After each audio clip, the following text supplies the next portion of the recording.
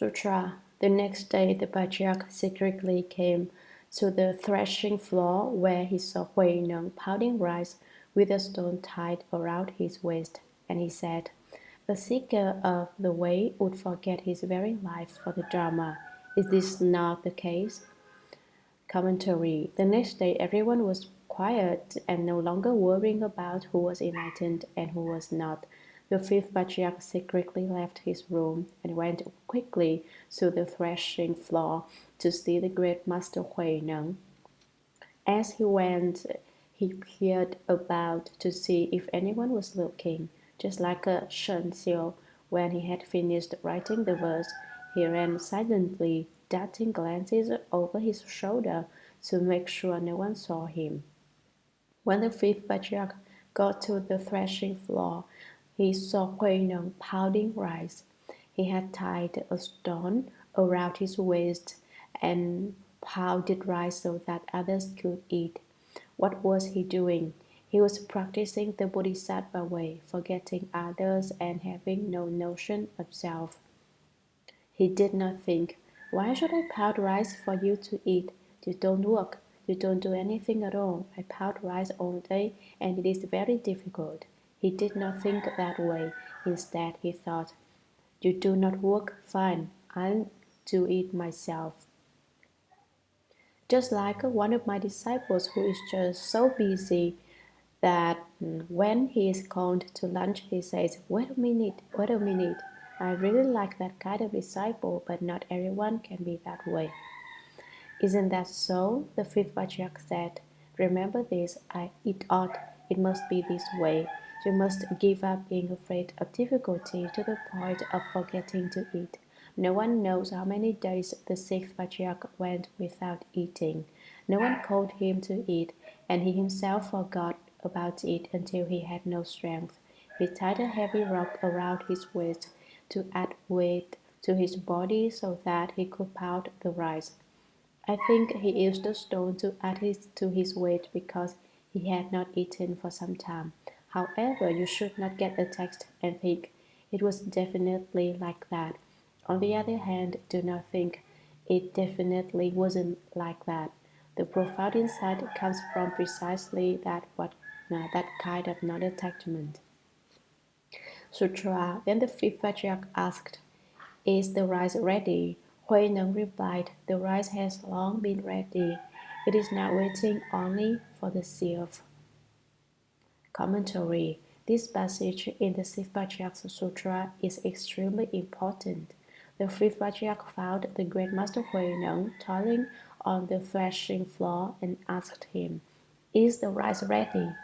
On one level, the question means, "Have you finished threshing the rice?" On another level, the meaning is, "Have your efforts been successful? Has your work taken you up to the road?"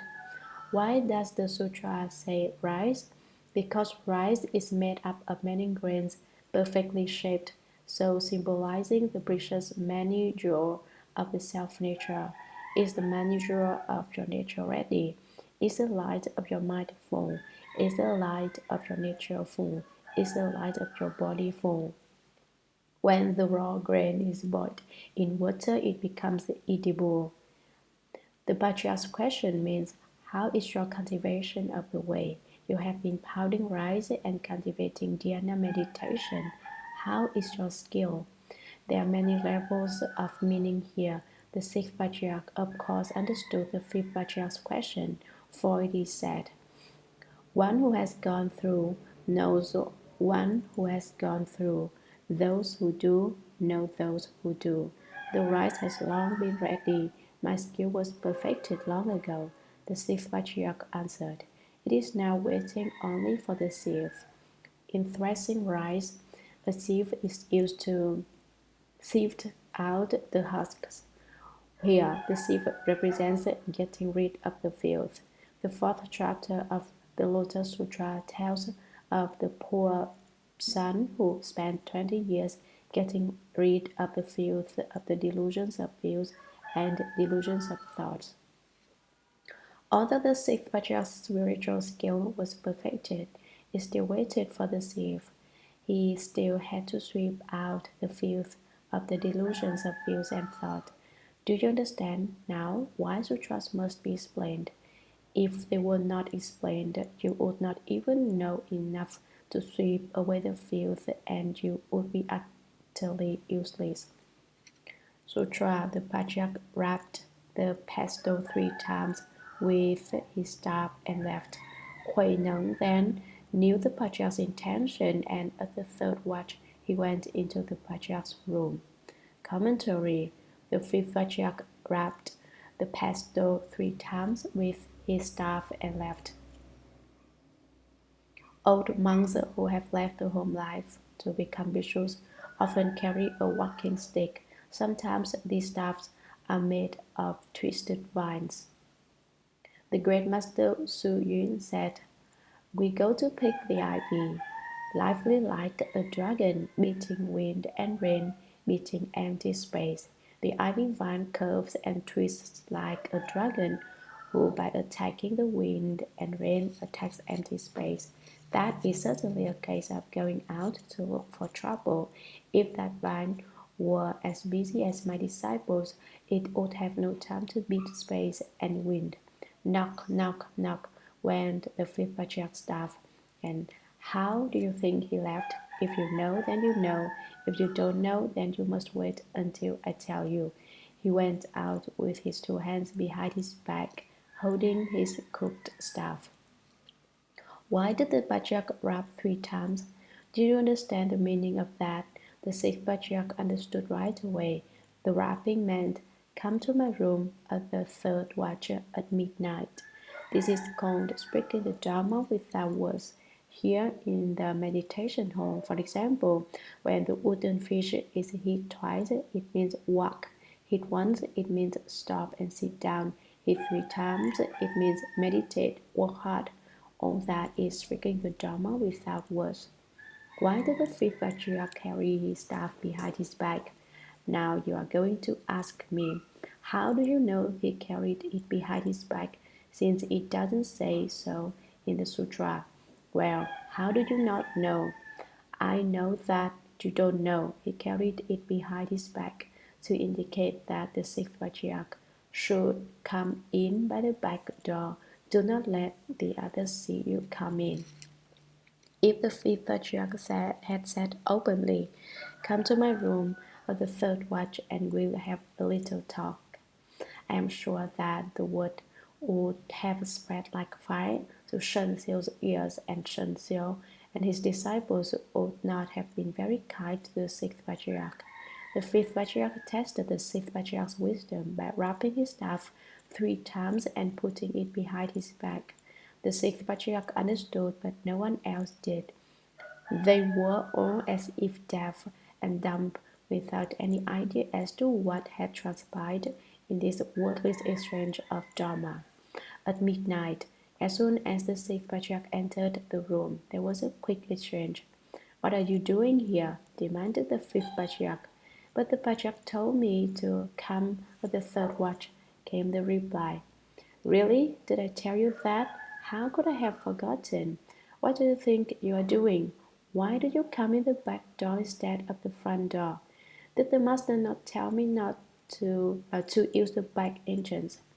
The fifth patriarch laughed and said, "You are not bad, really not bad. You are all right." You ask how I know that. I ask, how do you not know it? Sutra. The patriarch covered them with his precepts sash so they could not be seen.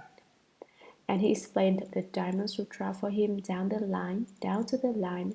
One should produce a thought that is nowhere supported. Commentary. The fifth patriarch was afraid that someone might have seen the great master Hui Neng enter his room and might be outside the window eavesdropping. At that time, the windows were made of paper, so to ensure privacy, the fifth patriarch pulled his robe over both their heads. The fifth patriarch's explanation of the Diamond Sutra was not a public one, such as I have given you. His was a secret and very difficult explanation, telling the sixth patriarch how to forge an indestructible body. When he heard the words, one should produce a thought which is nowhere supported, Hui Neng achieved the great enlightenment and knew that all the 10,000 dharmas are not separate from the self-nature. He suddenly experienced that even greater enlightenment. Although the Sixth Patriarch knew the method, his afflictions of views and thought had not yet been completely eliminated. That he was waiting for the Sixth can mean also that no one had certified him, even though in his intense vigor he had reached a high peak, and the fire in the censer was pure green. He had not yet been certified by a good knowing advisor. So when the fifth patriarch heard him say that the rice was ready and merely waiting for the sieve, he prepared to certify the sixth patriarch. Because I have a kind of radar, I was able to record their conversation, and I shall now replay it for you. Keep in mind that this is a Tang Dynasty recording, not a present-day one. Do you want to reach Buddhahood? Asked the fifth patriarch. Yes, said the sixth patriarch. I just want to become a Buddha. I do not seek anything else. I only want to attain Buddhahood. Your resolution is extremely firm, replied the fifth patriarch. But if you want to realize Buddhahood, you must first cut off ignorance, for it is ignorance which produces the afflictions of delusion brought on by false views and false thought. If you want to cut off these afflictions, you must first cut off ignorance. For example, the cycle of birth and death is based on the state of emotional love. When you break through ignorance, then the delusions of false views and false thoughts which are tied to birth and death cease to exist. For ignorance is the root of birth and death. If you want to cut off ignorance and thereby put an end to birth and death, then, as the Diamond Sutra says, produce a thought which is nowhere supported. That means do not dwell in emotional love, get rid of desire, and cast out craving, and you can bring an end to birth and death. The sixth patriarch heard this and suddenly became enlightened. He saw through to his original face and said, Ah, it is basically just like this. It is not difficult at all. In fact, it's very easy. Thus he became enlightened. This has been a Tang Dynasty recording which has just been played for use here. In cultivating and studying the Buddha Dharma, you should produce an unsupported thought. That means to dwell neither in emotion nor love. If you dwell in emotion and love, you dwell in ignorance and thus in birth and death. If you do not dwell in emotion or in love, if you do not dwell in existence or non-existence, you know the middle way. The middle way is not separate from existence and is not separate from emptiness, nor does it exist elsewhere. The ability to transform emotion and love into genuine prana wisdom is enlightenment. Not changing them is confusion. It is said, although the sea of suffering is inexhaustible, a turn of the head is the other shore. The difference between confusion and enlightenment is just in knowing how to turn. If you accept emotion and love and run after desire, then the more you run, the more confused you become. If you can turn your head, you arrive at nirvana, the other shore. If you do not turn your head, you become more and more confused. The more confused, the farther away you are, and the deeper you sink into confusion. But although you are extremely far off, one turn can be sudden enlightenment. Sudden enlightenment is awakening. Awakening is the Buddha. You may be thinking, if I become a Buddha, there won't be any work for me to do.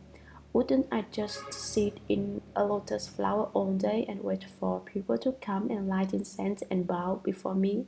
Frankly, I don't think that sounds the least bit interesting.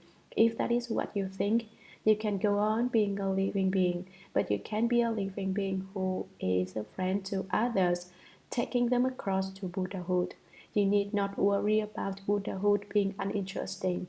Yesterday, I talked about the ghost who had no trouble and as a consequence did not want to become a person. I've been a ghost for 3,000 years, without happiness, without fears. Sheng Kung tells me to go be a man, but I really just don't think I can.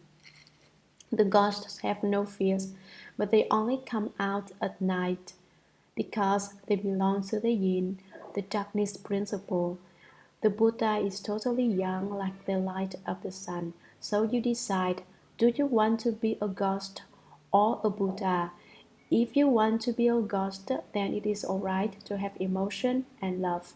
But if you want to be a Buddha, you must produce a thought which is nowhere supported. Sutra. At the moment he heard those words, Hui Neng experienced the great enlightenment, and he knew that all the 10,000 dharmas are not separate from the self-nature. He said to the Patriarch, how unexpected! The self-nature is originally pure in itself. How unexpected! The self-nature is originally neither produced nor destroyed.